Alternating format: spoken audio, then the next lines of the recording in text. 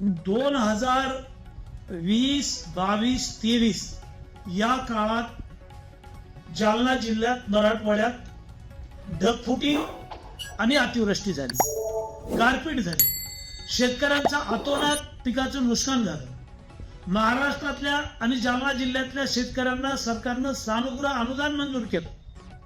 मात्र घनसावंगी, अंबड, जाफराबाद, भोकरदन या 4 तालुक्याचे तहसीलदार, भोकरदनचे एसडीएम आणि अंबडचे एसडीएम या 6 लोकांनी मिळून जालना जिल्ह्यातल्या शेतकऱ्यांच्या पैशाची लूट केलेली आहे. 50 कोटी रुपयाचा संगनमत करून कट करून भ्रष्टाचार केलेला आहे. बीड जिल्हा,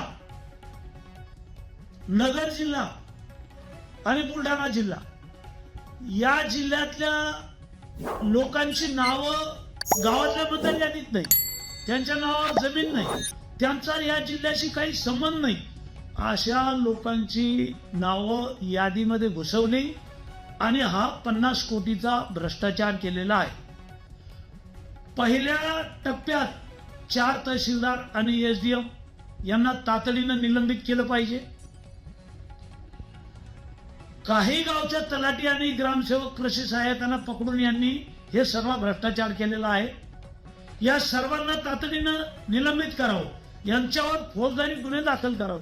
शेतकऱ्याचे पैसे लुटले, ते भ्रष्टाचार केलेला आहे, चोरी केलेली आहे आणि म्हणून या सर्व लोकांवर निलंबन आणि फौजदारी गुन्हा दाखल झाला पाहिजे.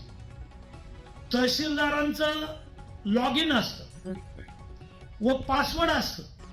ह्या सगळ्या गोष्टी असताना हे पैसे बाहेरच्या जिल्ह्यात गेले कसे?